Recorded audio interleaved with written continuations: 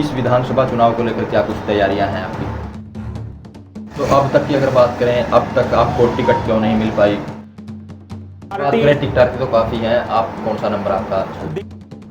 और कलायत विधानसभा से अब की बार फिर से कमल का फूल हम खिलाएंगे जी। अब राजपूत समाज कहीं ना कहीं साथ है बीजेपी के? बिल्कुल साथ है जी। नमस्कार, आज हमारे साथ मौजूद हैं कलायत हलके से एक ऐसे नेता जो आपको बता दें कि पिछले 18 सालों से जो भाजपा के लिए लगातार काम कर रहे हैं, संगठन के लिए लगातार काम कर रहे हैं और कलायत हलके की राजनीति में शुरू से ही सक्रिय है।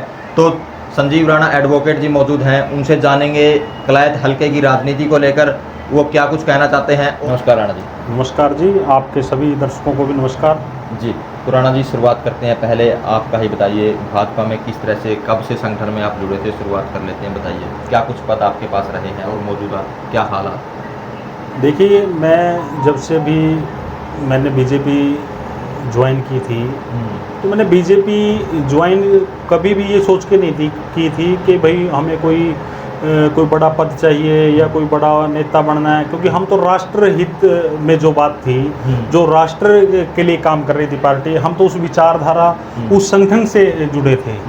लेकिन जैसे जैसे काम करते करते करते पार्टी ने, संगठन ने इतना मान सम्मान दिया, पार्टी ने भिन्न भिन्न पदों पे रखा, एक मंडल के कार्यकर्ता से लेके और मुझे युवा मोर्चे का महामंत्री, कैथल जिले का या किसान मोर्चे का जिलाध्यक्ष और मार्केट कमेटी कलायत का चेयरमैन 2017 में माननीय मुख्यमंत्री जी के आशीर्वाद से, मनोहर लाल जी के आशीर्वाद से कलायत में 2017 में 14 जुलाई को मुझे मार्केट कमेटी का चेयरमैन बनाया गया।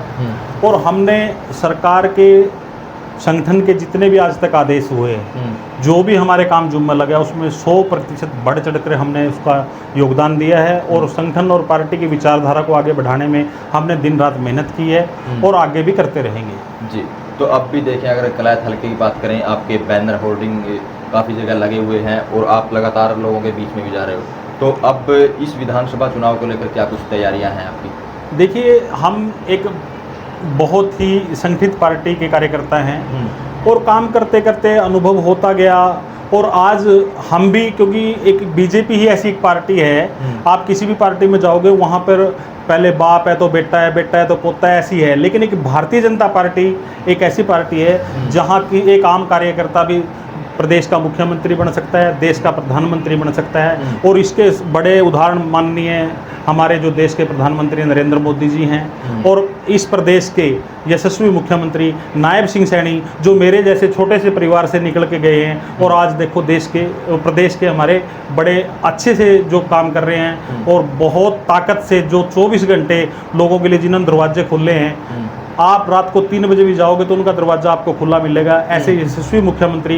हमारे जैसे गरीब परिवार से उठ के एक आम कार्यकर्ता से आज मुख्यमंत्री बन गए हैं और उसी विचारधारा को लेकर के, उसी पार्टी के नियमानुसार हम काम कर रहे हैं और पार्टी को जो भी आगे उचित लगेगा, जो भी पार्टी का आदेश होगा, हम पार्टी के साथ थे, पार्टी के साथ हैं और पार्टी के साथ रहेंगे। जी। तो अब तक की अगर बात करें, अब तक आपको टिकट क्यों नहीं मिल पाई और अब क्या कुछ आश्वासन, क्या सीएम से आप मिले हो, किस तरह का आपका जो राजनीतिक सफर होता है? देखिए, हम सब एक परिवार के सदस्य हैं, हमारा मिलना जुलना रहता है, माननीय मुख्यमंत्री जी के साथ भी मिलना जुलना रहता है, संगठन के और जितने भी लोग हैं हमारे, जो हमारे कार्यकर्ता हैं, हमारे नेता हैं, सबसे मिलना जुलना होता है, सभी से हम अपनी बात रखते हैं। लेकिन पार्टी में एक हमारे यहाँ एक प्रोटोकॉल है कि हमारे यहाँ जो तय करती है, पहले हमारे हरियाणा की जो टीम है वो बैठेगी, उसके बाद जो संसदीय बोर्ड निर्णय देगा, जिसको भी कमल का फूल लेके भेजेगा, चाहे वो मेरे ऊपर विश्वास जताए या किसी और के ऊपर, हमने पहले भी उनके लिए काम किया और आगे भी करेंगे। हमारा जो निशान है, हमारा जो ध्येय है वो कमल का फूल है और कलायत विधानसभा से अब की बार फिर से कमल का फूल हम खिलाएंगे। जी।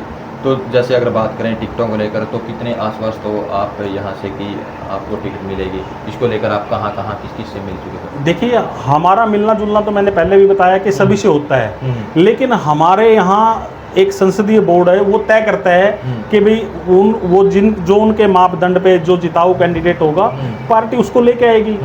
और पार्टी टिकट तो काफ़ी हैं, आप कौन सा नंबर आपका? देखिए, नंबर तो पार्टी को पता होगा, लेकिन मैं ये समझता हूँ कि जो मैंने पार्टी में मेहनत की है, अपना पूरा जीवन लगाया है और दिन रात करके पार्टी की सेवा की है, तो मेरा तो यही रहेगा, अगर पार्टी मुझे मौका देती है, पार्टी मुझे इस योग्य समझती है, तो मेरे से भाग्यशाली कोई नहीं होगा। और हमने पहले भी कलैत का विकास किया है, क्योंकि हमने देखा है पिछले, आप पूरा का पूरा 2014 से पहले का पूरा कलैत का इतिहास उठा के देख लो और 2014 से 24 तक का उठा के देख लो, जितने पैसे, जितने विकास के कार्य कलैत में इन 10 सालों में हुए हैं, इतने आपने पूरा का पूरा पिछला इतिहास उठाओगे तो इतने पैसे टोटल पूरे इतने वर्षों में किसी भी पार्टी ने यहाँ नहीं लगाए। सभी पार्टियों ने कलैत विधानसभा का शोषण किया, क्योंकि हम जब चुनाव में आए 2014 में और हमारी सरकार बनी, हमने माननीय मुख्यमंत्री जी के पास एक मांग पत्र रखा था। उस टाइम धर्मपाल शर्मा जी ने यहाँ से चुनाव लड़ा था, उनके नेतृत्व में हमने एक मांग पत्र बनाया था। शहर के लोगों ने, हल्के के लोगों ने कुछ, हम और मैं भी उस टीम का सदस्य था जो मांग पत्र हमने तैयार किया था। अब तो कलैत का विकास हो रहा है या नहीं हो रहा है? देखिए, कलैत का विकास तो माननीय मुख्यमंत्री जी पूरा करते हैं, ऐसा नहीं है। जो कागज मुख्यमंत्री जी की टेबल पर चला गया उस पर सुनवाई होगी ही होगी। वर्तमान में अब कितना विकास हुआ है? जैसे कमलेश टाटा यहाँ से मंत्री भी रही है। देखिए, मैं किसी के ऊपर कोई कमेंट नहीं करूँगा, हर आदमी की कार्यशैली होती है काम करने की, और माननीय मुख्यमंत्री जी का ये है कि वो 90 के 90 हल्के में, चाहे कांग्रेस का एमएलए है, चाहे नल्लो का एमएलए है, चाहे किसी भी पार्टी का रहा है, उन्होंने हमेशा एक बात कही है कि भाई आप मेरे पास आओ, अपना काम लाओ हल्के का और काम कराओ, क्योंकि वो कभी भी पक्षपात की बात नहीं करते, क्योंकि उनके लिए हरियाणा एक, हरियाणवी एक, 90 के 90 हल्के समान है और सबका विकास